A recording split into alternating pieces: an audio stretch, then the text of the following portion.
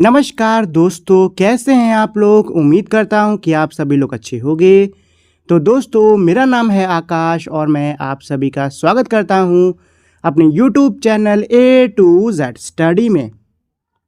और आज की इस वीडियो में मैं आपको पढ़ाऊंगा क्लास 6 सोशल साइंस SST की book exploring society India and beyond का chapter number 8 unity in diversity और मैनी इन वन। तो दोस्तों, पहले हम लोग इस चैप्टर को अच्छे से पढ़ेंगे, समझेंगे और उसके बाद में इसके जो क्वेश्चन आंसर्स हैं उनको भी सॉल्व करेंगे।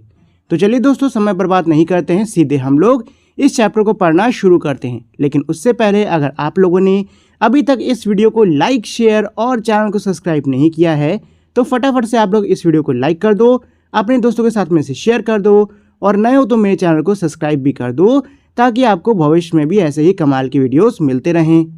तो इस चैप्टर के शुरुआत में दो बहुत ही महान व्यक्ति रविन्द्रनाथ टैगोर और श्री अरबिंदो द्वारा बोली हुई दो बातें लिखी हुई हैं। चलिए इनको हम लोग पढ़ लेते हैं। तो पहले पढ़ लेते हैं कि रविन्द्रनाथ जी क्या कह रहे हैं। तो ये कह रहे हैं, O grant me my prayer that I may never lose the bliss of the touch of the one in the play of many. देखो, यहाँ पे जो रविन्द्र जी हैं ये एक तरीके से एक प्रार्थना कर रहे हैं, कामना कर रहे हैं। और क्या कह रहे हैं? ये कह रहे हैं कि दुनिया में जो इतनी सारी चीज़ें हैं उनके अंदर मौजूद जो एक शक्ति है ये कभी भी उनका स्पर्श ना खोएं। ठीक, अब इस लाइन का क्या मतलब है? देखो, ये कह रहे हैं कि भाई दुनिया में विविध यानी कि बहुत सारी चीज़ें, बहुत सारे मतलब अलग अलग लोग हैं। ठीक, बहुत सी क्या है, विविधता है। अब क्या माना जाता है कि भाई सभी के अंदर क्या मौजूद है? सभी के अंदर एक दिव्य शक्ति मौजूद है। इसके बारे में हमने ऋग्वेद वाले चैप्टर में भी पढ़ा था, है कि नहीं? इस चीज़ के बारे में कि भाई सभी के अंदर एक डिवाइन बीइंग प्रेजेंट होता है, मतलब डिवाइन बीइंग का हिस्सा प्रेजेंट है। इसके बारे में हम लोगों ने ऋग्वेद वाले चैप्टर में पढ़ा है। वही एक तरीके से कह सकते हो सेम चीज़ यहाँ पे रविन्द्र जी भी कह रहे हैं कि भाई जो ये इतनी विविधता है उसके अंदर मौजूद ये जो एकता है ये इसका स्पर्श कभी ना खोएं। ठीक, चलो अब सर अरबिंदो जी पर आते हैं। तो सर अरबिंदो जी क्या कह रहे हैं?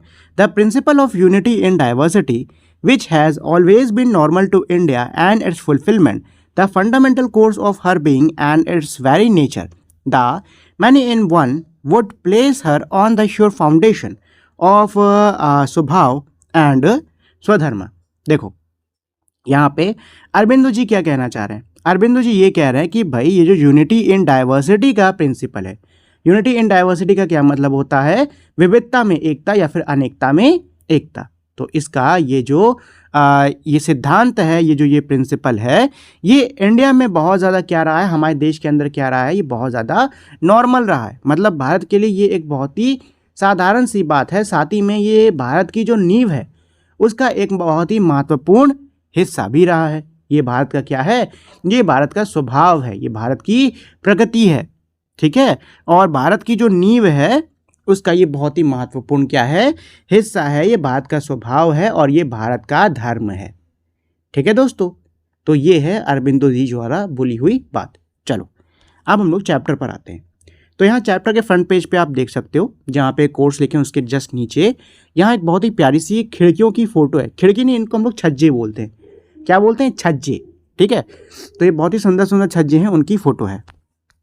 चलो अब आते हैं द बिग क्वेश्चन पे। और इसके द्वारा यानी द बिग क्वेश्चन के द्वारा हमें पता चलेगा कि इस चैप्टर के अंदर हम लोग पढ़ने क्या वाले हैं। चलो, तो द बिग क्वेश्चन का पहला क्वेश्चन क्या कह रहा है?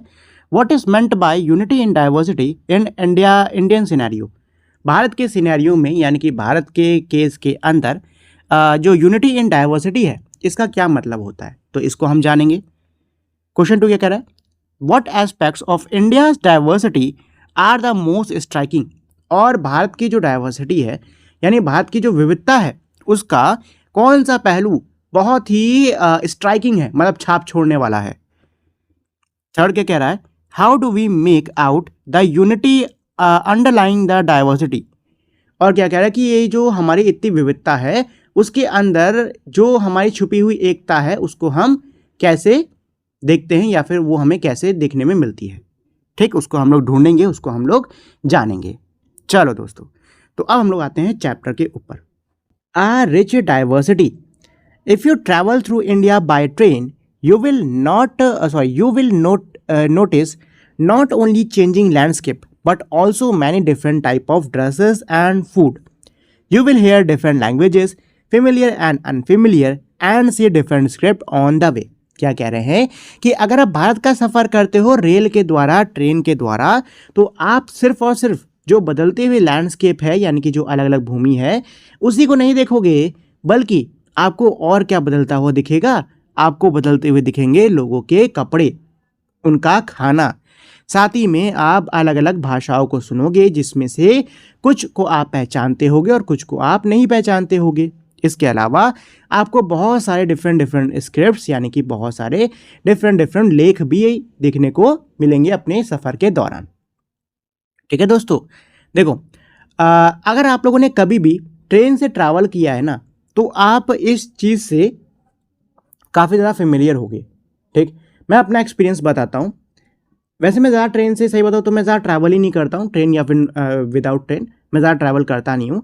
बट ट्रैवल के दौरान ना मुझको बहुत सी अलग अलग चीज़ें देखने को मिलती हैं। जैसे कि किसी स्टेशन पे आपको खाने को समोसा मिलेगा, कहीं पे आपको पूरी सब्जी मिलेगी, कहीं पे आपको इडली डोसा मिलेगा, कहीं पे आपको पूरी पूरी वेज थाली ही मिल जाती है, तो कहीं पे कुछ, मतलब हमको बहुत सी अलग अलग चीज़ें खाने को मिलती हैं अलग अलग स्टेशंस पर। साथ ही में आपको कपड़े भी बहुत डिफरेंट देखने को मिलेंगे। आपको कोई शर्ट पैंट पहना दिखेगा, कोई सलवार सूट पहना दिखेगा, किसी ने साड़ी पहनी होगी, किसी ने धोती कुर्ता पहना होगा, मतलब खूब अलग अलग प्रकार के कपड़े, बुर्खा और भी बहुत सारे आपको अलग अलग प्रकार के कपड़े देखने को मिल जाएंगे। साथ ही में आपको भाषाएं बहुत सारी सुनने को मिलेंगी। कईयों को आप पहचान पाओगे कि हाँ भाई ये कौन सी भाषा है या अगला व्यक्ति क्या कह रहा है, और कईयों को आप पहचान ही नहीं पाओगे कि ये कौन सी भाषा है, ये बोल क्या रहा है। ठीक है, और साथ ही में आपको बहुत ही अलग अलग लेख देखने को मिलते हैं। जैसे कि कहीं पे आपको इंग्लिश में लिखा दिखेगा, कहीं पे हिंदी में लिखा होगा, कहीं पे उर्दू पे होगा, कहीं पे बांग्ला में होगा, है कि नहीं।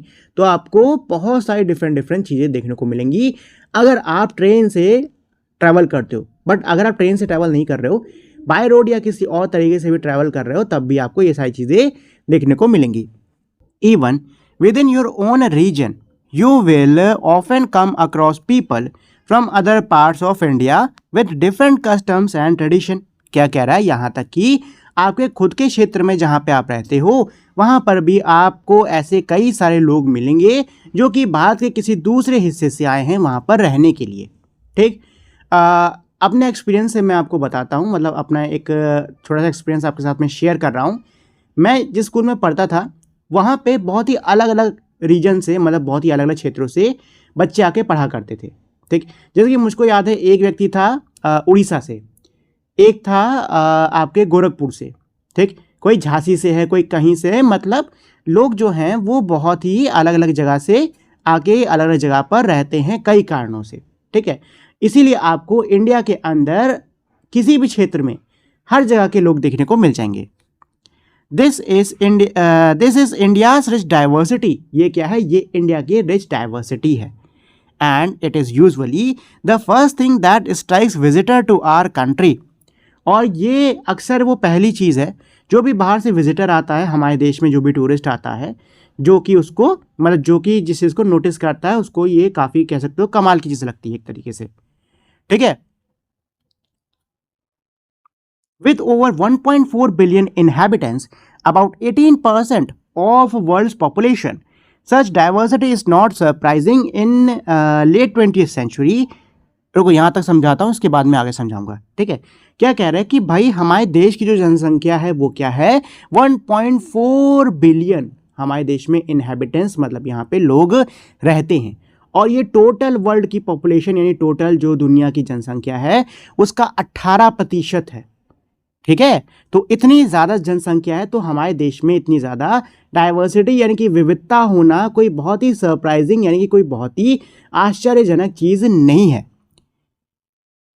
In late 20th century, the Anthropological Survey of India, a national organization, conducted a massive survey called People of India Project of 4,635 communities across all the states of country।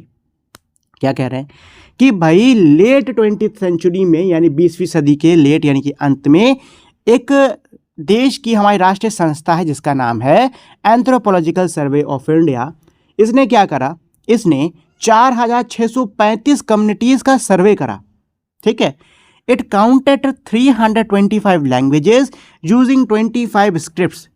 जो इन्होंने इतनी सारी कम्युनिटीज का सर्वे करा, इसमें इन्होंने पाया कितना, 325 भाषाओं को, 325 अलग अलग भाषाओं को, जो कि 25 अलग अलग स्क्रिप्ट से बनी थी। स्क्रिप्ट किसको कहते हैं, लिपि।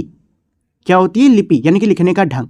मतलब कि सोचो 4625 जो कम्युनिटीज़ हैं, इनमें 325 अलग अलग भाषाओं का इस्तेमाल हो रहा है और इनके लिखने का ढंग भी क्या है, 25 अलग अलग है, ठीक। It also observe that many Indians में be called migrants.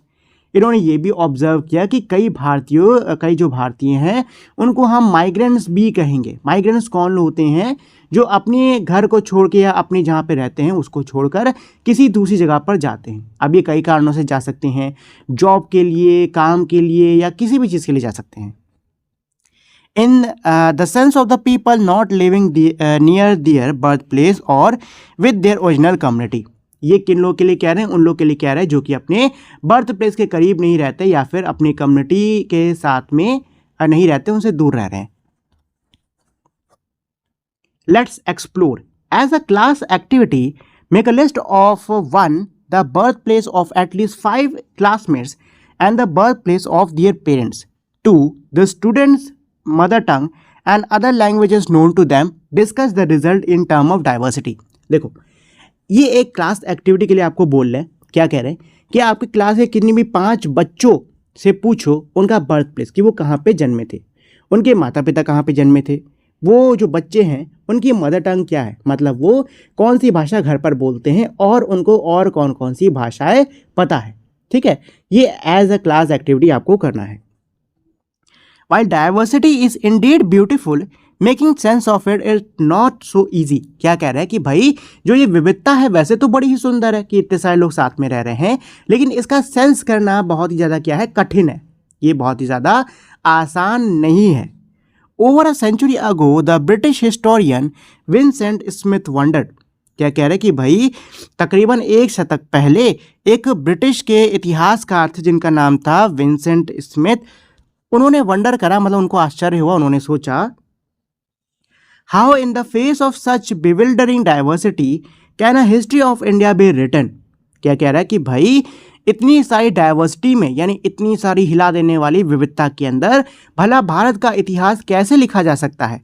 The answer to the query is found in the fact that India offers unity in diversity. जो ये सवाल है इसका जवाब इस तर्क में निकल सकता है, इस तर्क में ही निकलेगा कि भारत के अंदर क्या है, विविधता में एकता है, यानी कि अनेकता में एकता है। What is meant by unity in diversity, यानी कि विविधता में एकता या फिर अनेकता में एकता का क्या अर्थ है। How shall we perceive and express this unity or many in one. हम कैसे इस यूनिटी यानी कि एकता को एक्सप्रेस कर सकते हैं, कैसे हम इसको देख सकते हैं। और जो मैनी इन वन है, मैनी इन वन का मतलब क्या हो गया, कईयों में एक, मतलब ये एकता की ही बात कर रहे हैं, ठीक। इसको हम कैसे परसीव कर सकते हैं, इसको हम कैसे महसूस कर सकते हैं, देख सकते हैं, इसको हम कैसे एक्सप्रेस कर सकते हैं। टू एक्सप्रेस दीज क्वेश्चंस, इन सवालों का जवाब देने के लिए we will explore a few dimensions of Indian life. इन सवालों को जवाब देने के लिए हम भारतीय जीवन के कुछ पहलुओं को देखेंगे। Food for all. Some of you will have eaten food from different region of India। क्या कह रहा है कि आप में से कुछ ने भारत के अलग क्षेत्रों से कुछ ना कुछ खाना ज़रूर खाया होगा। भाई बिल्कुल खाया है, और मेरा जो फेवरेट है ना वो है साउथ इंडिया से डोसा। मुझे डोसा बहुत अच्छा लगता है, खासकर डोसा चाहे चावल का हो, दाल वाला हो, या फिर वैसा हो रवा का, मुझे उससे मतलब नहीं, मुझे डोसा बड़ा अच्छा लगता है, मेरा फेवरेट है। ठीक, इडली भी खा लेता हूँ बट उतना पसंद नहीं, बट डोसा मुझे बहुत अच्छा लगता है। The number of different dishes and preparation you can take in India must be in their thousands, if not lakhs। क्या कह रहा है कि भाई जो आपको हमारे देश के अंदर अलग अलग प्रकार के डिशेस, अलग अलग प्रकार के जो भोजन है, और साथ ही में उनको तैयार करने का जो अलग अलग तरीका है जो तो आपको भारत के अंदर मिलेगा, वो अगर लाखों में नहीं तो हजारों में है। मतलब आपको लाखों हजारों अलग अलग प्रकार के भोजन, अलग अलग प्रकार के डिशेस मिलेंगी, साथ ही में उनको तैयार करने का तरीका मिलेगा। Yet certain food grain are common in almost every part of the country. क्या कह रहे हैं, लेकिन कुछ फूड ग्रेन यानी कुछ ऐसे अनाज होते हैं जो कि हमारे देश के हर हिस्से में क्या है, बहुत ही कॉमन है, बहुत ही सामान्य है। Cereal such as rice, barley and wheat, millet such as pearl millet bajra, sorghum jowar and finger millet ragi, and pulses such as various kind of dal and grams. देखो क्या कह रहे हैं कि भाई हमको क्या कौन से अनाज मिल जाते हैं, हमको चावल, गेहूं, जौ, बाजरा, कई प्रकार की दालें, चने, ये सब हमको तकरीबन हर राज्य में, हर हिस्से में देश के देखने को मिलेगा। अच्छा, यहाँ पे देखो, ये मेरा एक मैप दिया हुआ है, ठीक है, और कहाँ पे क्या मिलता है ये दिया हुआ है। जैसे देखो इधर ऊपर साइड क्या है, राजमा बड़ा चलता है, नीचे भी राजमा। देखो राजमा ना हर तरफ चलता है, सही बताऊँ तो राजमा आपको यहाँ पे भी देखने को मिलेगा, कन्याकुमारी में भी देखने को मिलेगा। ठीक, ये जो सीधे सारी चीज़ें दी हुई ना, ये आपको देश के हर हिस्सों में मिल जाएंगी, अभी मैं बता दे रहा हूँ, ठीक है। चलो, all these are called staple grains, इनको हम लोग क्या बोलते हैं, स्टेपल ग्रेन्स बोलते हैं। अच्छा, स्टेपल ग्रेन्स किनको बोलते हैं, स्टेपल ग्रेन्स उन ग्रेन्स को यानी कि उन अनाज को, उन अनाजों को बोला जाता है जिनका इस्तेमाल हम अपने रोजमर्रा के जीवन में करते हैं, ठीक है, और वो हमको आसानी से मिल भी जाते हैं। Because they are basic food for most Indian, इनको स्टेपल ग्रेन क्यों कहा जाता है, क्योंकि ये ज़्यादातर भारतीयों के लिए बहुत ही बेसिक क्या है, खाना है। Similarly some common spices such as turmeric, cumin, cardamom and ginger are also use throughout the country. क्या कह रहा है कि भाई इसी प्रकार से कुछ मसाले भी हैं जो कि हमारे बहुत ही सामान्य हैं और देश भर में इनका इस्तेमाल होता है, जैसे कि हल्दी हो गया, जीरा हो गया, इलायची हो गई और हमारी जिंजर यानी कि अदरक हो गई। We could continue this list with some common vegetable, common oil, etc.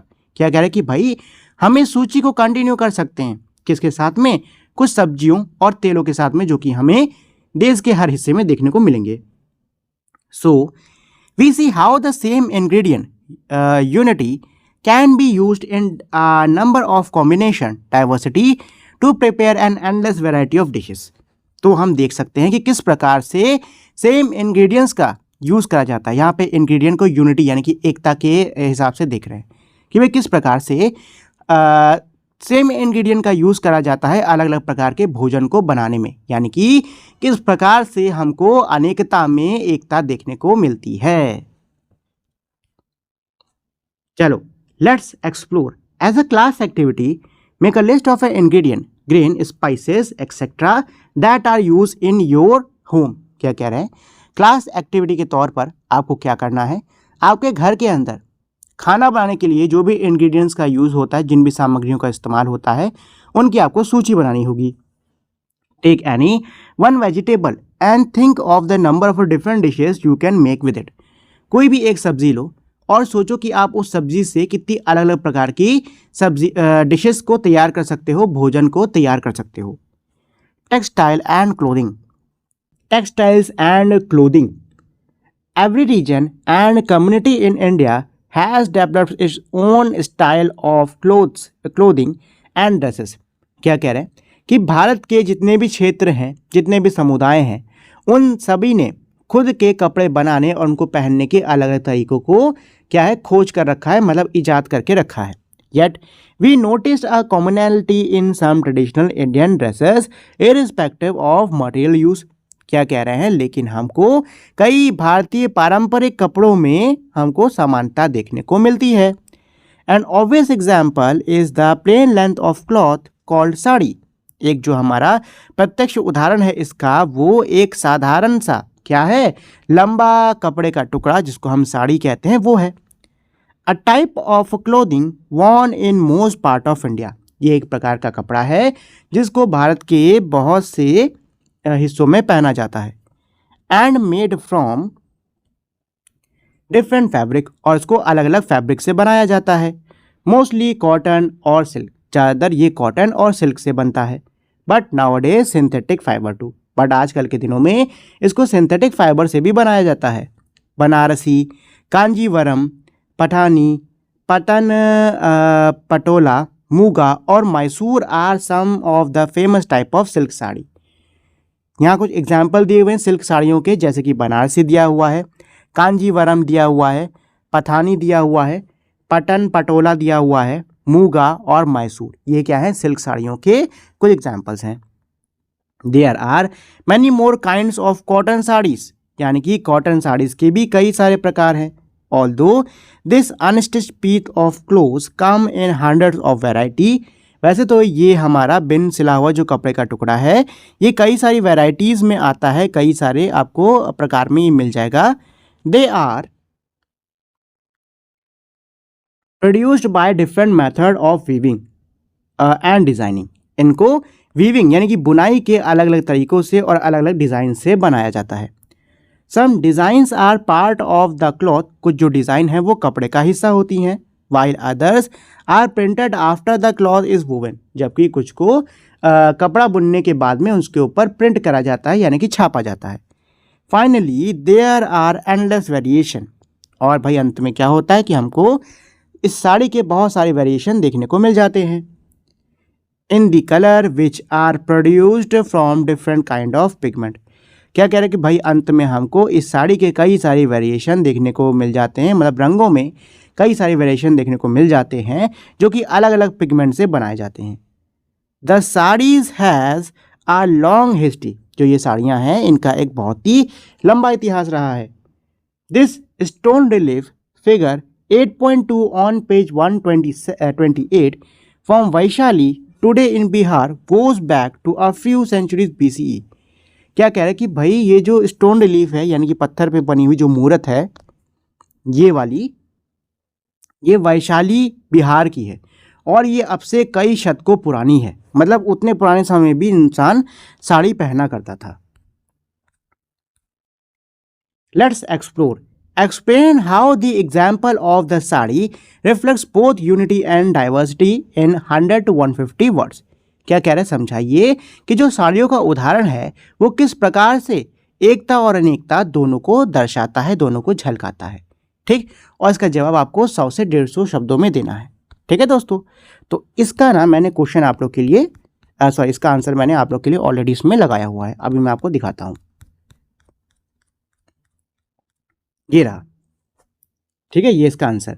The sari is a powerful symbol of both unity and diversity in India. Bharat के अंदर जो ये साड़ी है ये बहुत ही एक शक्तिशाली चिन्ह है अनेकता और एकता दोनों का।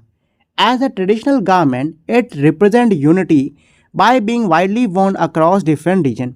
क्या कह रहा है, ये एक ट्रेडिशनल यानी कि ये एक पारंपरिक कपड़ा है जो कि यूनिटी दर्शाता है यानी कि एकता दर्शाता है, क्योंकि इसको देश के अलग अलग क्षेत्रों में पहना जाता है।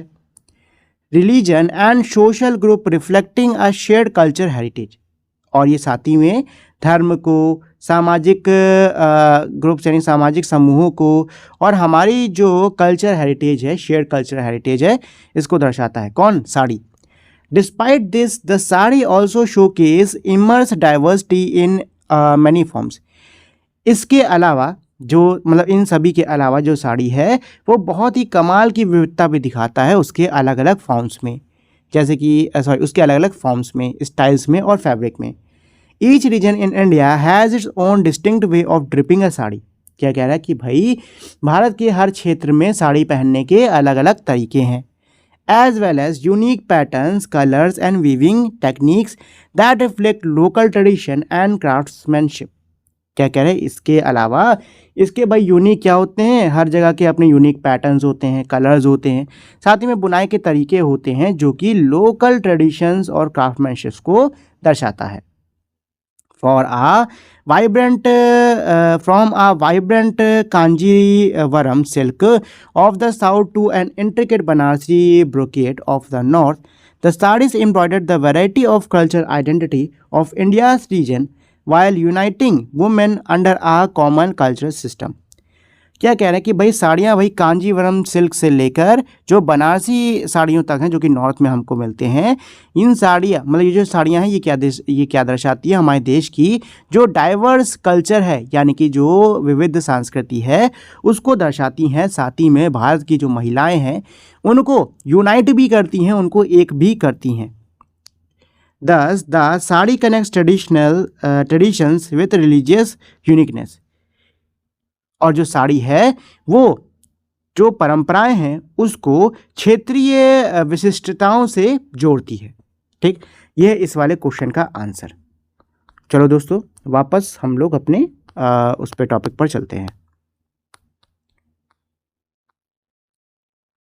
चलिए, तो ये वाला हो गया है,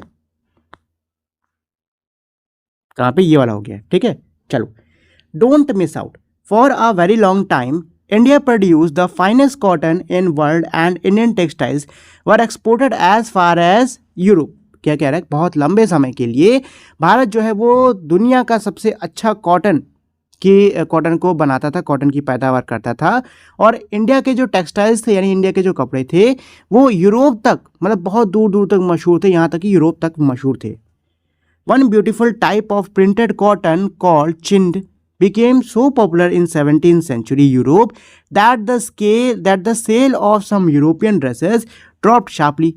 क्या कह रहा है कि भाई एक बहुत ही सुंदर प्रकार का प्रिंटेड कॉटन होता था उस टाइम जिसको कि चिंज बोला जाता है। तो ये जो चिंज था ये इतना ज़्यादा 17वीं शताब्दी के दौरान इतना ज़्यादा मशहूर था कि जो यूरोप में बनने वाले कपड़ों की सेल है वो बहुत तेज़ी से क्या हो गई थी, गिर गई थी। Eventually, to protect their own products, England and France decided to ban the import of chins from India. क्या कह रहा है कि भाई अपने खुद के प्रोडक्ट्स यानी अपने खुद के सामानों को बचाने के लिए इंग्लैंड और फ्रांस ने क्या करा, भारत से आ रहे चिन्ह पर रोक लगा दी। There are many ways of wearing the sari. क्या कह रहा है कि भाई साड़ी पहनने के हमारे कई से तरीके होते हैं। As they vary from one region to another और from one community to another.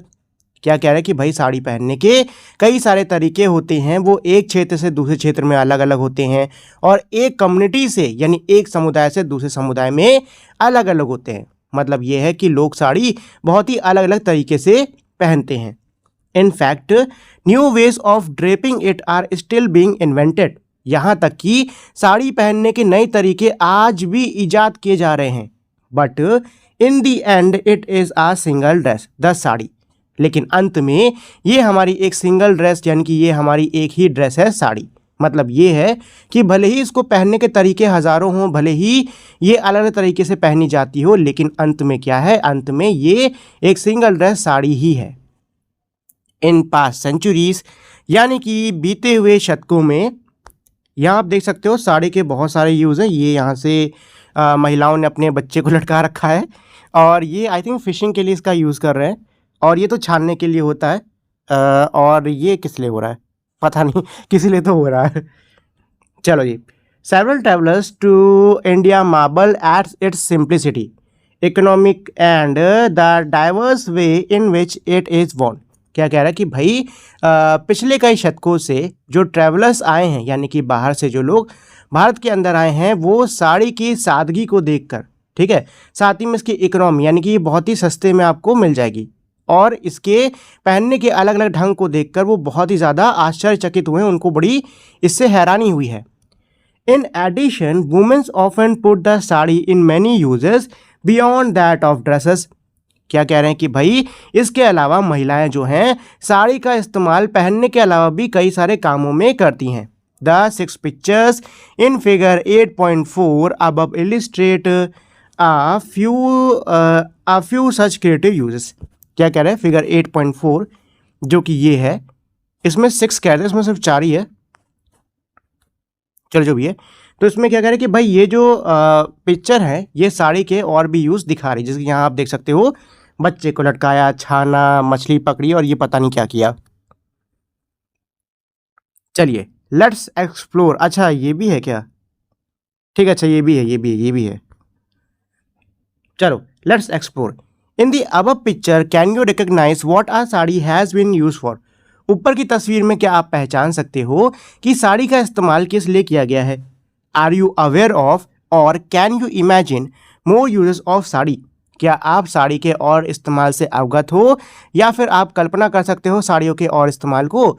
तो भाई बिल्कुल, मेरे घर में तो जो चिप्स पापड़ होते हैं अक्सर वो साड़ियों पे डाल दिए जाते हैं सुखाने के लिए, और साड़ियों से पता है मच्छरदानी भी मतलब मेरे घर में नहीं बनती, मेरे मामा के यहाँ मैं गया था, वहाँ पर मैंने देखी थी साड़ियों से उन्होंने मच्छरदानी बना रखी थी, लेकिन उसके अंदर गर्मी बहुत होती है भाई। चलो, तो यहाँ आप देख सकते हो साड़ियों का और यूज़ हो रहा है, ये लेटने के लिए, पहनने के लिए तो एक यूज़ होता ही है। अच्छा, बारिश से बच रही है महिला, ठीक है ठीक है, शायद ये बारिश से बच रही है। चलो, और यहाँ आप देख सकते हो कि साड़ी से इन्होंने अपने सिर पे बांध रखा, जिससे कि सिर पे दर्द ना हो मटकट कर ले जाने में। ठीक, चलो, following are the examples of sari, make a list of different style you have seen for the dhoti, both are as regarded as the fabric and uses the dhoti can be put to. What conclusion can you draw? देखो, साड़ी और धोती एक ही चीज़ होती है, ठीक है, क्योंकि मेरे यहाँ जो साड़ी है ना उसी को धोती भी कहते हैं। ठीक, तो मुझे अब इसमें ये समझ नहीं आ रहा कि ये धोती किसी और चीज़ की बात कर रहे हैं कि ये उसी की बात कर रहे हैं। ठीक, क्योंकि मेरी तरफ तो जो साड़ी है उसी को धोती कहा जाता है गांव देहात में। ठीक है, तो आप लोग कमेंट करके बताना कि ये उसकी ही बात कर रहे हैं कि किसी और की बात कर रहे हैं। चलो, फेस्टिवल गैलोर। अच्छा, मैंने ये वाला समझाया कि ये कह क्या रहा है। यहाँ पे कहते हैं कि साड़ी के कुछ एग्जाम्पल्स दिए हुए हैं, आपको क्या करना है, you have seen for a dhoti, आपको अलग अलग स्टाइल्स में आपने जो धोती देख रखी है ना उसकी लिस्ट बनानी होगी। ठीक है, इसमें ये ऐसे कह रहे हैं। चलो, ये वाला काम करो, रहने दो, ये वाला छोड़ दो, ये वाला छोड़ दो, ये आपको समझने की करने की ज़रूरत नहीं है। चलो, festivals galore, there is an immense variety of festival in India. क्या कह रहे हैं कि भाई भारत के अंदर बहुत ही प्रचुर मात्रा में, यानी कि आपको बहुत सारे त्यौहार देखने को मिलेंगे। You may have noticed that a few common ones are celebrated across India almost at the same time, though they have different names. क्या कह रहे हैं कि आपने हो सकता है ये चीज़ नोटिस करी हो कि कुछ ऐसे भी त्यौहार हैं जिनको तकरीबन पूरे भारत में मनाया जाता है, भले ही इनका नाम क्या हो, थोड़ा अलग हो। We will take just one example, हम सिर्फ एक उदाहरण लेंगे, मकर संक्रांति, जो कि किसका है, मकर संक्रांति का, जिसको कि मेरे यहाँ पे खिचड़ी भी कहा जाता है, which marks the beginning of the harvest season in many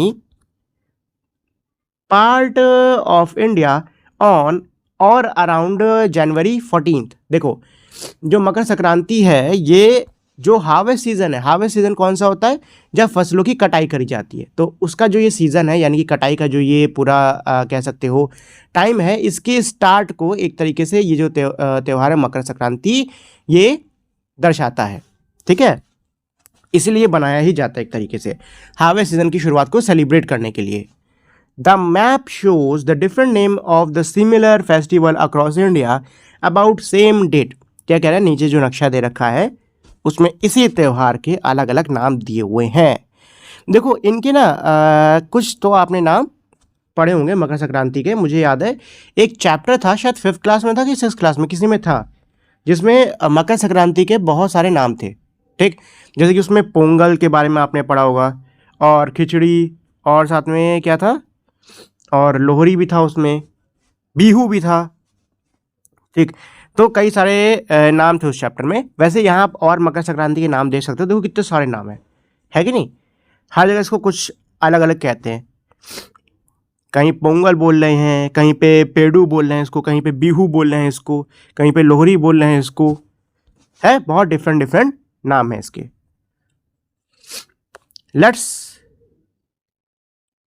let's explore what is your favourite festival and how is it celebrated in your region. आपका मनपसंद त्यौहार क्या है और उसको आपके रीजन यानी आपके क्षेत्र में उसको कैसे मनाया जाता है। Do you know whether it is celebrated in any other part of India may be under a different name. क्या आप जानते हो कि क्या उसको किसी और नाम से सेलिब्रेट करा जाता है, भारत के किसी और हिस्से में, शायद हो सकता है किसी और नाम से हो। तो इसका आंसर सभी बच्चों को खुद से करना होगा, क्योंकि भाई सभी का मनपसंद त्यौहार अलग हो सकता है किसी को होली पसंद हो सकता है किसी को दिवाली पसंद हो सकता है किसी को ईद पसंद हो, तो किसी को क्रिसमस पसंद हो। ठीक, तो कुछ भी हो सकता है, जो भी आपका फेवरेट फेस्टिवल है उसके बारे में आप यहाँ पे लिख सकते हो, और साथ में इंटरनेट पे सर्च भी कर सकते हो कि क्या उसको किसी और नाम से भी मनाया जाता है, या फिर उस फेस्टिवल को कौन कौन से इंडिया के स्टेट्स में मनाया जाता है। ठीक है, चलिए। During October November many major festivals take place in India. क्या कह रहा है कि भाई अक्टूबर और नवंबर के दौरान कई बड़े बड़े त्यौहार भारत में होते हैं। Make a list of a few main ones. आपको क्या करना है, आपको सूची बनानी है कुछ मुख्य त्योहारों की, and their various names in different part of the country, और उनके जो अलग अलग नाम हैं देश के अलग अलग हिस्सों में, उनकी भी आपको सूची बनानी होगी। An epic spread literature offer us another fine illustration of unity in diversity. क्या कह रहा है कि जो ये लिटरेचर होता है, यानी कि हमारा जो साहित्य है, ये हमको एक और बहुत ही अच्छा उदाहरण दिखाता है। इस समय एक बहुत ही अच्छा उदाहरण देखने को मिलता है किसका, विविधता में एकता का, या फिर अनेकता में एकता का। Indian literatures are extremely diverse. जो भारतीय साहित्य है ये बहुत ज़्यादा विविध है। And among the most abundant in the world, और दुनिया में ये प्रचुर मात्रा में यानी कि खूब मौजूद भी है। Over centuries, despite difference in language, technique, etc., they have shared important themes and concerns। क्या कह रहे हैं कि भाई कई शतकों तक भले इनकी भाषा अलग हो, भले इनके लिखने का तरीका अलग हो, लेकिन इन्होंने अपने आप में यानी कि आपस में जो बहुत ही महत्वपूर्ण इनके जो मुद्दे हैं उनको शेयर करा है। Who has not heard of Panchatantra, for example, उदाहरण के लिए किसने पंचतंत्र के बारे में नहीं सुना। This collection of delightful stories with animals as the main characters teaches us important of life skill. ये जो बहुत ही कमाल की कहानियों का जो ये कलेक्शन है, जो कह सकते हैं पूरा ये ग्रुप है, जिसमें जो मेन कैरेक्टर हैं वो कौन है, वो जानवर हैं। ठीक है, इंसान नहीं, वो कौन है, जानवर हैं। ये हमको महत्वपूर्ण लाइफ स्किल्स के बारे में सिखाती हैं। The original Sanskrit text is at least 2200 years old। जो ओरिजिनल टेक्स्ट है किसका, पंचतंत्र का, वो संस्कृत का था और वो 2200 साल पुराना है। But its stories had been adapted in almost every Indian language। लेकिन इसकी जो कहानियां हैं वो इस समय तकरीबन हर भारतीय भाषा में इनको अडेप्ट कर लिया गया है, यानी कि हर भारतीय भाषा में आपको पंचतंत्र मिल जाएगी। In fact, they have traveled well beyond India. यहाँ तक कि ये भारत, मतलब यहाँ तक कि ये जो कहानियाँ हैं इन्होंने भारत के बाहर भी सफ़र करा है, मतलब कि ये कहानियाँ भारत के बाहर भी गई हैं। All the way to South East Asia, the Arab world and Europe, inspiring new collection of stories on the way. It is estimated that about 200 adaptation of the Panchtantra exist in more than 50 languages। This illustrate how one collection of stories has became many। क्या कह रहे हैं कि भाई ये जो पंचतंत्र है ये बाहर भारत के बाहर भी बहुत ज़्यादा फैला हुआ है। ये आपको south East Asia, Arabian countries और यूरोप की कंट्रीज़ में भी आपको ये देखने को मिलेगा। इसके जो अडेप्टेशंस हैं वो 200 से भी ज़्यादा है, मतलब आपको तकरीबन 200 के आसपास इसके अडेप्टेशन देखने को मिलेंगे। और साथ ही में ये 50 से अधिक भाषाओं में एग्जिस्ट करता है, मतलब ये आपको जो पंचतंत्र है ये आपको 50 से भी ज़्यादा अलग अलग भाषाओं में देखने को मिल जाएगा। This illustrates how one collection of stories has become many. ये दर्शाता है कि भाई कैसे एक कहानियों का जो कलेक्शन है वो अनेक बन गया। The most striking case however is that of India's two epics, the Ramayana and the Mahabharata. क्या कह रहे हैं कि भाई जो सबसे ज़्यादा स्ट्राइकिंग केस है इस कंडीशन में वो है भारत के दो बहुत ही कह सकते हो मशहूर गाथाओं का। और ये दो गाथाएं कौन कौन सी हैं, ये हैं रामायण और Mahabharat. These two long Sanskrit poems, which together might fill some 7,000 pages in their original version, narrate the story of heroes who fought to reestablish dharma। ये जो दोनों लंबी लंबी कविताएं हैं ये अगर साथ में लिखी जाएं तो ये शायद 7,000 से ज़्यादा पन्नों को क्या करे भाई भर डाले। ठीक, और इसके अंदर किसकी कहानी है, इसके अंदर उन हीरोज़ की कहानी है जिन्होंने लड़ाई लड़ी थी ताकि धर्म को दोबारा से स्थापित किया जा सके। In the Mahabharata the Pandavas with Krishna help fight their own cousins the Kauravas to recover their kingdom. Mahabharata के अंदर जो पांडव हैं वो कृष्ण की मदद से अपने कज़न से लड़ते हैं ताकि अपना जो इनका राज्य है उसको दोबारा से ये रिकवर कर सके। In Ramayana, Rama, with the help of his brother Lakshman and of Hanuman, defeats the demon Ravan. Ramayan के अंदर जो राम है वो अपने भाई लक्ष्मण की सहायता से और हनुमान की सहायता से रावण को हराते हैं। Who had kidnapped his wife Sita, जिसने कि इनकी पत्नी सीता का अपहरण कर दिया था। These stories contain many shorter ones that focus on values and constantly ask question about what is right and what is wrong.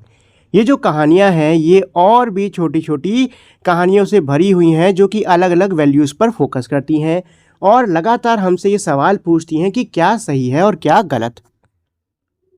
ये आप देख सकते हैं, बहुत ही अच्छी पेंटिंग दी हुई है रामायण को दर्शाते हुए। ये देखो यहाँ पे लिखा भी हुआ a painting depicting a major episode of Ramayana. ठीक, ये 18th सेंचुरी हिमाचल प्रदेश इधर की है ये। चलो let's explore. In a class discussion try to identify the episode depicted in the painting shown in figure 8.6 above and important details associated with it. क्या कह रहा है कि भाई क्लास डिस्कशन में आप लोग ऊपर ये जो पेंटिंग दे रखी है ये वाली, इसको आइडेंटिफाई करने की कोशिश करो कि ये कौन से भाग की है। ठीक है, ये कौन सा एपिसोड रामायण का दर्शाती है। तो ये सीता अपहरण वाला जो ये है पूरा एपिसोड उसको दर्शा रही है। ये आप देख भी सकते हो। यहाँ पे ये क्या बोलते हैं, रावण जो है वो क्या बन के आया था, एक साधु बन के आया था और उसने छलकर यहाँ पे सीता जी का अपहरण करा था। ठीक है, चलिए। For more than 2 millenniums these two epics have been translated and adapted into regional literature in India and beyond. क्या कह रहा है कि भाई 2 मिलेनियम का मतलब क्या होता है, 1000 साल, यानी कि 2000 साल से भी ज़्यादा ये जो 2 महागाथाएं हैं इनको ट्रांसलेट करा गया है और इनको रीजनल लिटरेचर में अडेप्ट भी करा गया है, इंडिया के अंदर भी और इंडिया के बाहर भी। इन एडिशन यानी इनके साथ में there are countless folk version of them, इनके कई सारे फोक वर्जन यानी कि आपको इनके कई सारे लोक रूप देखने को मिलेंगे। A few years ago, कुछ वर्ष पहले, a scholar conducted a survey in Tamil Nadu alone. एक स्कॉलर थे, एक विद्वान थे जिन्होंने सर्वे करा तमिलनाडु के अंदर and counted about 100 versions of the Mahabharat. और जब सर्वे करा तो इन्होंने पाया कि भाई इनको तकरीबन 100 के आसपास अलग अलग रूप मिले हैं, किसके, महाभारत के। That have come down to us in folklore form, जो कि फोकलोर के रूप में पास कर गए। फोकलोर क्या होते हैं, देखो फोकलोर एक तरीके से कह सकते हो ऐसी कहानियाँ या ऐसे गाने जो कि किसी एक क्षेत्र के अंदर पीढ़ियों से चले आ रहे हैं। ठीक है, उनको हम फोकलोर्स कह सकते हैं। Imagine what the numbers might be for the whole India. कल्पना करिए कि पूरे भारत के लिए ये नंबर क्या होगा। तो भाई पूरे भारत में तो लाखों रूप मतलब लाखों अलग अलग आपको वर्जन मिल जाए, किसके, रामायण और महाभारत के, है कि नहीं। चलिए, in fact many communities have their own version of Ramayana and Mahabharata. क्या कह रहे हैं कि भाई कई सारे जो समुदाय हैं उनके पास उनके खुद का वर्जन है, किसका, रामायण और महाभारत का। They have also preserved legends connecting their own history with these epics. इनके पास में क्या है कि भाई इन्होंने इनके खुद का जो इतिहास है वो भी इन लेजेंड्स के साथ में क्या है, कनेक्टेड है। This is specially true for tribal communities in many part of India. ये क्या है भाई, ये खासकर काफ़ी ये जो स्टेटमेंट है कि भाई कई कम्युनिटीज़ का इतिहास इन फोकलॉर्स के साथ में जुड़ा हुआ है, ये स्टेटमेंट कई सारे ट्राइबल कम्युनिटीज़ के लिए क्या है, जनजातियों के लिए काफ़ी ज़्यादा ट्रू है, यानी काफ़ी ज़्यादा सही है। Such as Bhil and Gonds and the Mundas and many mores. जैसे कि भील हो गए, गोंड हो गए, मुंडा हो गए और मैनी मोर। ये कौन है, ये वो ट्राइबल कम्युनिटीज़ हैं जो कि ये क्लेम करती हैं कि इनका इन फोकलॉर्स के साथ में क्या है, कनेक्शन है। ठीक है, कई सारी ऐसी ट्राइबल कम्युनिटीज़ आपको इंडिया में मिल जाएंगी। Most tribes of India's north east and Himalayan region including Kashmir have had their own version of one or the other of 2 epics or both. क्या कह रहा है कि भाई ज़्यादातर जो ट्राइब्स इंडिया के नॉर्थ ईस्ट, हिमालय रीजन और आपको कश्मीर में मिल जाएंगी, इनके पास इन एपिक्स के अपने क्या हैं, खुद के वर्जन्स हैं, ठीक, या फिर तो किसी एक का है या फिर तो दोनों का है। मतलब इनके पास क्या है कि भाई ये सभी जो महागाथा हैं इनके खुद के वर्जन्स हैं। These tribal adaptations are transmitted orally। ये जो ट्राइबल अडेप्टेशन है इनको ओरली यानी कि मुंह से बोलकर एक जनरेशन से दूसरी जनरेशन में पास करा जाता है। Along with legends on how the heroes of Ramayana and Mahabharata, generally anyone or all of the 5 Pandavas, their wife Draupadi, but also sometimes their cousin and adversary Duryodhan visited the tribe respective regions। क्या कह रहा है कि भाई अक्सर जो कहानियां हैं ये ओरली यानी कि जुबानी एक जनरेशन से दूसरी जनरेशन में पास करी जाती है। साथ ही में ये भी पास करा जाता है कि भाई किस प्रकार से वो ट्राइब जो है इस कहानी से जुड़ी हुई है।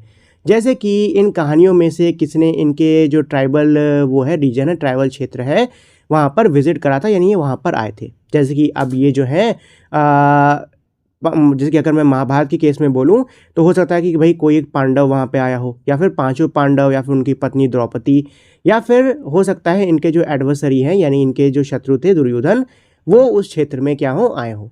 ठीक, मतलब ये लोग कहानियाँ तो पास करते हैं, साथ ही में जो कनेक्शंस हैं उन कहानियों से जुड़े हुए ये उसको भी बताते हैं कि भाई हमारे ट्राइब इनसे इस प्रकार से जुड़ी हुई है। The anthropologist K.S. Singh directed the People of India project we referred to earlier, see page 126।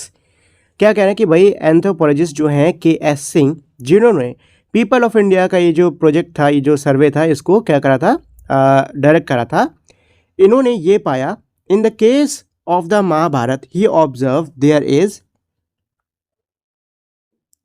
Hardly a place in country which the epic heroes such as the Pandavas did not visit according to folklore।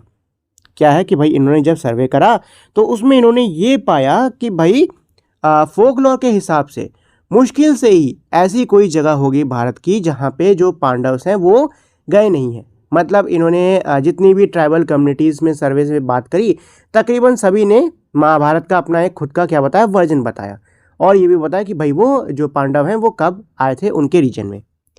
And the same may be set of the Ramayana, और same चीज़ रामायण के लिए भी कही जा सकती है।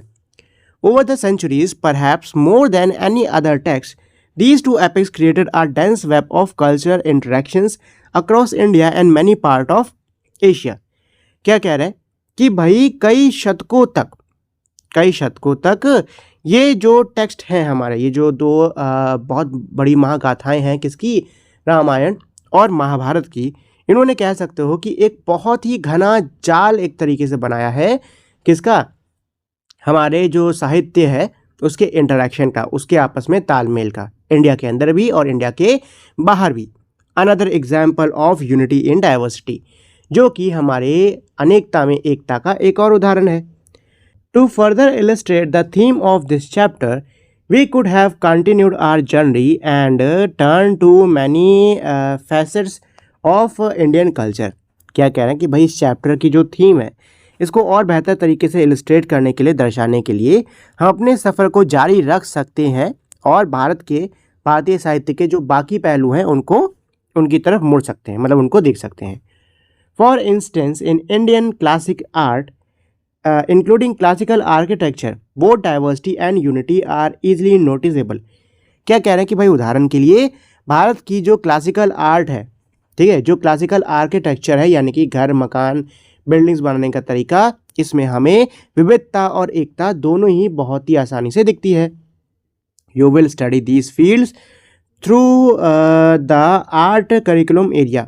आप इस चीज़ को आर्ट करिकुलम वाले एरिया में पढ़ोगे। In the end, अंत में we should remember that Indian culture celebrates diversity as an enrichment but never loses sight of the underlying unity which nourishes that diversity। क्या कह रहे हैं कि भाई अंत में हमको एक चीज़ हमेशा याद रखनी चाहिए कि भारत का जो साहित्य है उसके इसमें जो ये डाइवर्सिटी है यानी इसमें जो विविधता है ये इसको और भी ज़्यादा बेहतर और भी ज़्यादा सुंदर बनाता है। ठीक, लेकिन इस विविधता के अंदर छुपी हुई जो एकता है उसको हमें कभी भी नहीं भूलना चाहिए और ये जो एकता है, यही एकता इस विविधता को और भी ज़्यादा नरिश करती है, इसको और भी ज़्यादा बेहतर और अच्छा बनाती है। ठीक है दोस्तों, तो दोस्तों ये तो हो गया हमारा पूरा चैप्टर। चलिए हम इसके क्वेश्चन आंसर्स कर लेते हैं, लेकिन उससे पहले जो हमारे दिया हुआ है बिफोर वी मूव ऑन, इसमें हमारे कुछ पॉइंट्स दिए हुए हैं, इनको पढ़ लेते हैं। ठीक है, तो पहला पॉइंट क्या कह रहा है, इंडिया ऑफर्स इमेंस डाइवर्सिटी। चलो मैं इसे समझा ही देता हूँ। क्या कह रहा है कि भाई भारत के अंदर आपको काफ़ी ज़्यादा विविधता देखने को मिलेगी। किसमें? इसकी लैंडस्केप, यानी कि इसकी भूमि में, इसके लोगों में, इसकी भाषा में, इसके कपड़ों में, खाने में, त्योहारों में और कार्यक्रमों में।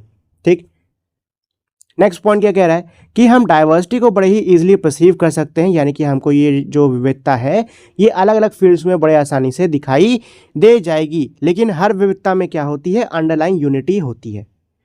थर्ड पॉइंट क्या कह रहा है कि भाई India's unity celebrate diversity because diversity does not divide it इनरिचेस।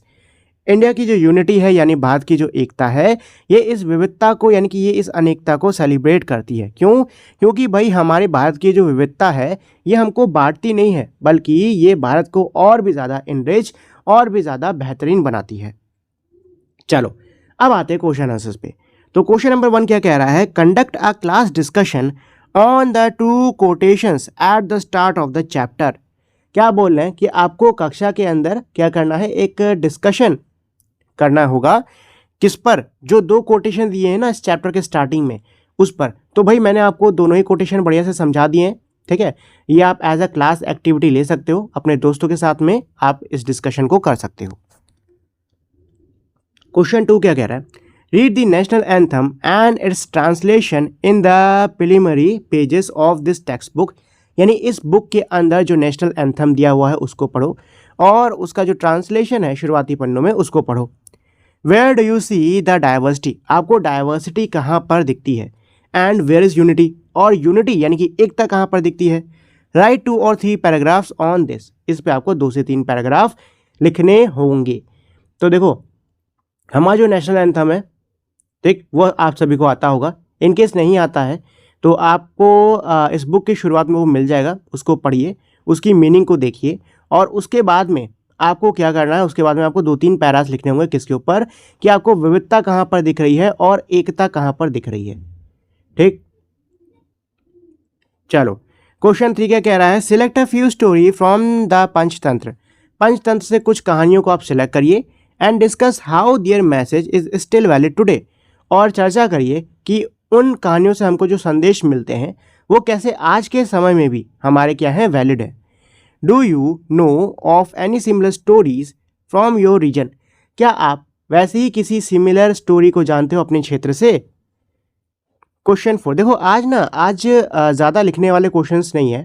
ठीक, आज ज़्यादा क्वेश्चन हमारे कैसे हैं, एक तरीके से आपको अपना जो पॉइंट ऑफ व्यू है ना वो उसमें रखना है। ठीक, तो इसलिए लिखने वाले आज हमारे ज़्यादा क्वेश्चंस हैं नहीं इसमें। Collect a few folklore from your region and discuss their message. क्या कह रहे हैं कि आपके जो क्षेत्र है, आप जहाँ पे भी रहते हो, उस क्षेत्र के कुछ फोकलॉर्स को आप इकट्ठा करो और उनसे जो हमें संदेश मिलता है उसको डिस्कस करो। क्वेश्चन 5 क्या कह रहा है, is there any ancient story that you have seen being depicted through a form of art. क्या कोई प्राचीन कहानी है जो कि आपने आर्ट या चित्र के रूप में देखी है। It could be a sculpture, अब ये जो आर्ट है ये कैसा भी हो सकता है। ये स्कल्पचर कोई मूर्ति हो सकती है, कोई चित्रकला हो सकती है, कोई डांस परफॉर्मेंस हो सकती है, कोई मूवी हो सकती है। इसको अपने क्लासमेट्स के साथ में डिस्कस करो। नेक्स्ट है मेरा क्वेश्चन नंबर 6, क्या कह रहा है, discuss in the class the following quotation by India's first prime minister Jawaharlal Nehru when he travel to many parts of India before independence. क्या कह रहा है कि भाई देखो नीचे हमारा जवाहरलाल नेहरू, ये कौन थे, भारत के पहले प्रधानमंत्री थे, इनके द्वारा दिए हुए कोटेशन नीचे हमारे लिखे हुए हैं। ठीक, और ये कब के हैं, ये तब के हैं जब ये इंडिपेंडेंस से पहले इन्होंने भारत का सफ़र किया था। Everywhere I found a cultural background which had exerted a powerful influence on their life. क्या कह रहे हैं, ये कह रहे हैं कि भाई हर जगह इनको एक बहुत ही शक्तिशाली कल्चरल बैकग्राउंड दिख रहा है जिसने अपनी छाप वहाँ पे रहने वाले लोगों पर छोड़ी है।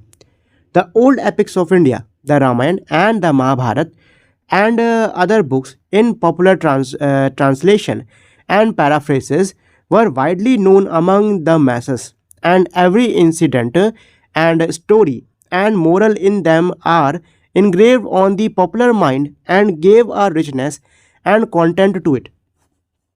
क्या कह रहे हैं कि भाई जो दो एपिक्स है भारत की, रामायण और महाभारत, साथ ही में जो बाकी बुकें हैं, बाकी जो मशहूर ट्रांसलेशन है, ये सभी मासेस यानी कि ये सभी वहाँ पे रहने वाले लोग अच्छी प्रकार से जानते हैं। उसकी हर घटना, हर कहानी और हर संदेश जो उन कहानियों से इनको मिलता है वो सभी के मन मस्तिष्क में क्या है, इनग्रेव है, यानी कि अच्छे से छपा हुआ है। और ये उस जगह के कल्चर को और भी ज़्यादा रिचनेस यानी उस जगह के कल्चर को ये और भी ज़्यादा बेहतर बनाता है। Illiterate villagers would know hundreds of words by heart and their conversation would be full of the reference to them or to some stories with a moral enshrined in some old classics। क्या कह रहे हैं कि भाई जो illiterate villagers हैं, illiterate जिनको पढ़ना नहीं आता, अनपढ़, ठीक, जो अनपढ़ गांव वाले भी हैं, उनको भी दिल से कई सौ वर्सेस, कई सौ पंक्तियां इन कहानियों के क्या है, याद हैं, और उनकी जो बातचीत है उसमें वो इनका रेफरेंस भी देते हैं, इनका भी काफ़ी ज़्यादा इस्तेमाल करते हैं। ठीक है, चलो दोस्तों, तो ये हो गया मेरा क्वेश्चन नंबर 6 पूरा। ठीक, देखो इस चैप्टर के जो क्वेश्चन आंसर्स थे वो सारे के सारे ऑलमोस्ट डिस्कशन पे बेस हैं। कॉपी में लिखने के लिए आपके लिए ज़्यादा नहीं है। एक साड़ी वाला जो मैंने आपको बताया था जिसका आंसर ये है, ये लिख सकते हो आप कॉपी में, और साथ ही में चाहो तो इनमें से कुछ एक दो आप अपनी कॉपी में लिख सकते हो, नहीं तो ऑलमोस्ट सारे डिस्कशन वाले हैं। देखो क्वेश्चन 1 आपका डिस्कशन वाला है, अभी बता देता हूँ मैं। इसमें क्वेश्चन 1 क्या है भाई, डिस्कशन वाला है। ठीक, इसके अलावा क्वेश्चन 2 जो है, चलो इसमें आपको थोड़ा बहुत लिखना होगा, बट उसके लिए पहले आपको नेशनल एंथम को पढ़ना होगा। ठीक, और फिर अपने हिसाब से लिखना, चीटिंग मत करना, किसी दूसरे की कॉपी मत देखना। ठीक है, पंचतंत्र वाला आप चाहो तो लिख सकते हो, बाकी ये सब तो आपको अपनी ही जानकारी से ही लिखना होगा। ठीक है दोस्तों, चलिए, तो ये था पूरा चैप्टर। उम्मीद करता हूँ आपको इस चैप्टर को पढ़ने में मज़ा आया होगा, साथ ही में चैप्टर अच्छे से समझ में भी आ गया होगा। तो दोस्तों अब हम लोग मिलते हैं हमारी अगली वीडियो में, लेकिन जाने से पहले मैं आप लोग से छोटी सी रिक्वेस्ट करना चाहूँगा कि अगर आप लोगों ने अभी तक इस वीडियो को लाइक, शेयर और चैनल को सब्सक्राइब नहीं किया है तो भाई फटाफट से आप इस वीडियो को लाइक, शेयर और चैनल को सब्सक्राइब कर दीजिए। अब हम लोग मिलते हैं हमारी अगली वीडियो में, तब तक के लिए नमस्कार।